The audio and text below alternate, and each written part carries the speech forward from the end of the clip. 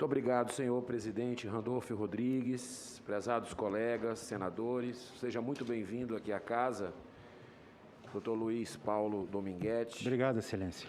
Eu acredito que essa é a sessão, relator, mais conturbada que nós tivemos nessas 30 sessões. Estamos completando hoje, se eu não me engano, 30 sessões, 60 dias essa semana da CPI. E essa é a sessão mais confusa que eu pude participar. E olha que eu participei de todas as sessões, fiz perguntas a todos os depoentes, e eu acredito que tudo isso é uma responsabilidade até nossa. Os atropelos que a gente dá, o afã, a sanha de inverter pautas. Estava previsto hoje outro depoente aqui, até meia-noite de ontem, quando eu tomei conhecimento pela imprensa brasileira. E olha que eu sou titular dessa comissão. Tomei conhecimento pela imprensa brasileira da mudança da pauta, que viria o senhor Luiz Paulo hoje, que estava previsto para amanhã, sexta-feira, e isso prejudica o trabalho, completamente, o trabalho do senador que quer se aprofundar, que quer estudar, que quer pesquisar, para buscar toda a verdade. E desde o início é o que eu peço aqui, para que a gente busque toda a verdade e não apenas uma parte da verdade. Hoje, muito tumultuada a sessão, entrando depoente da semana passada aqui dentro, conversa no pé do ouvido de um, no pé do ouvido de outro, vai embora. Celular apreendido aqui.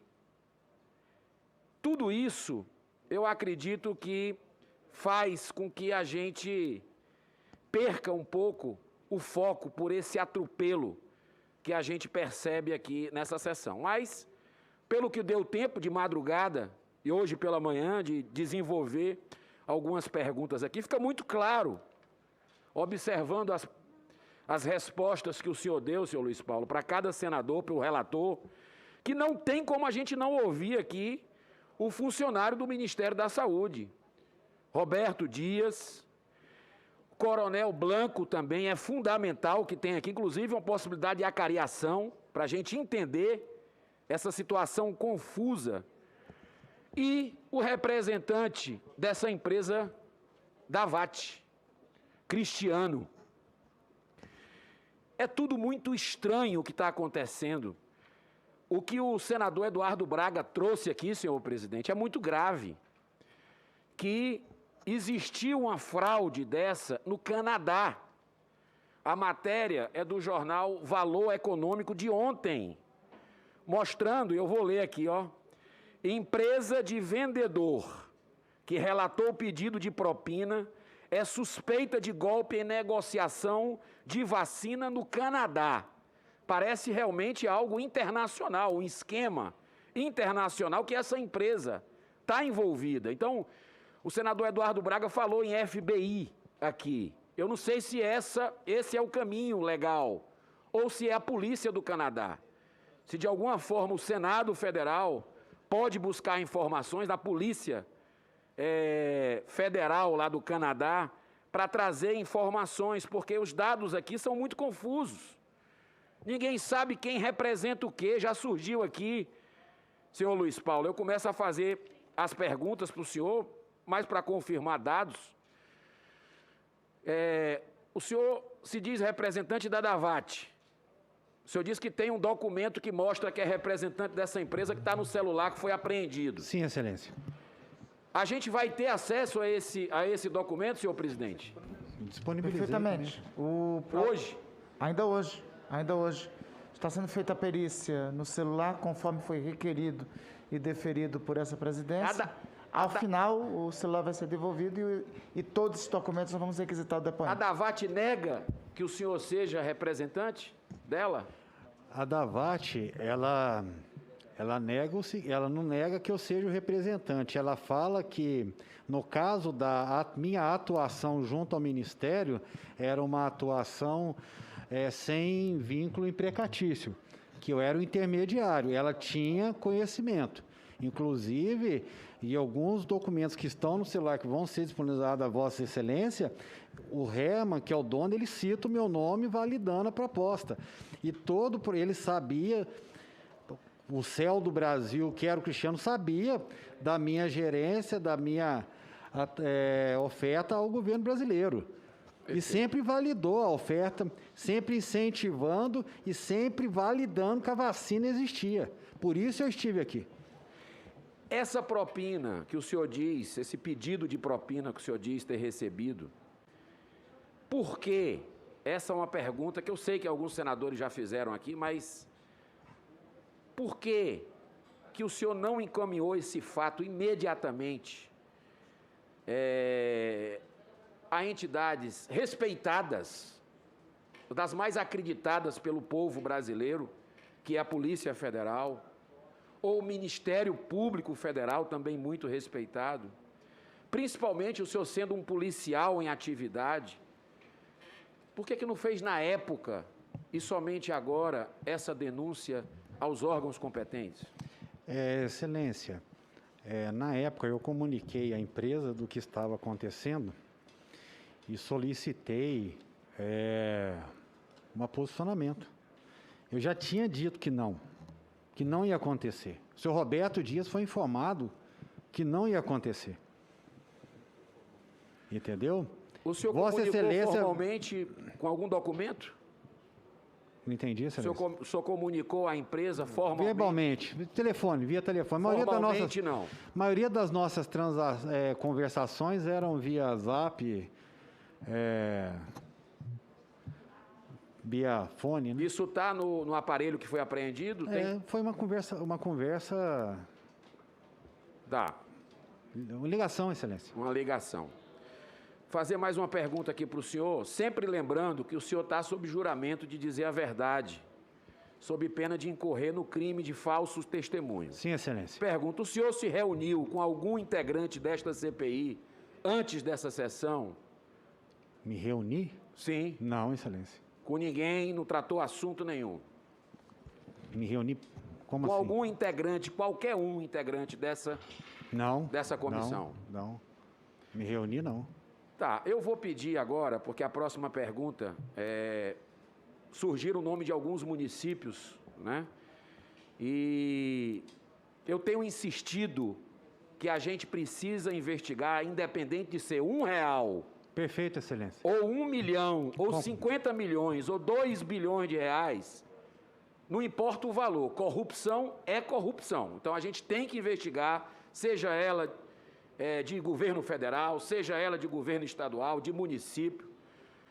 O senhor falou de alguns municípios aí que também teve tratativas com alguns municípios, talvez não tenha se concretizado em negócio efetivo, mas eu vou pedir para rodar um vídeo de um assunto que eu tenho insistido aqui, que daqui a pouco eu faço uma pergunta.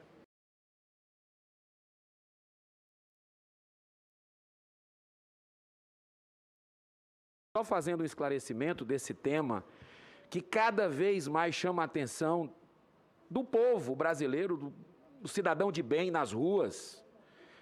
E eu já falei esse assunto aqui que já cansou, inclusive o colega disse aqui, olha, eu já estou ficando rouco de tanto ouvir, mas eu vou insistir nesse assunto porque é uma demanda legítima, nós estamos aqui para fazer esse trabalho.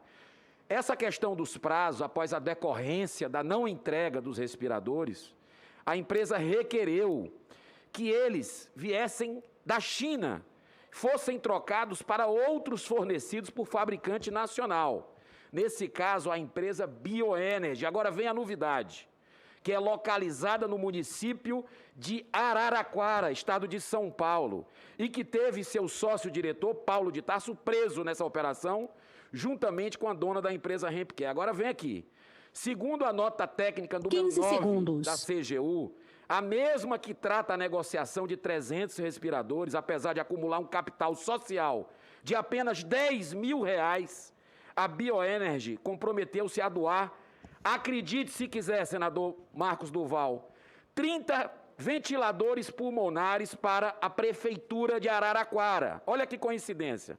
No valor total de R$ 4.200.000. Convenhamos, caros colegas, que não há lógica na doação de equipamentos no valor de 42.000% a mais que seu patrimônio líquido. O fato é que essa mesma nota técnica da CGU, que vai ter aqui o ministro Wagner Rosário, já foi aprovado pelos colegas, aponta indícios de que a Bioenergy é mais uma empresa, assim como a Hempcare, de fachada, que recebeu verbas federais durante a pandemia.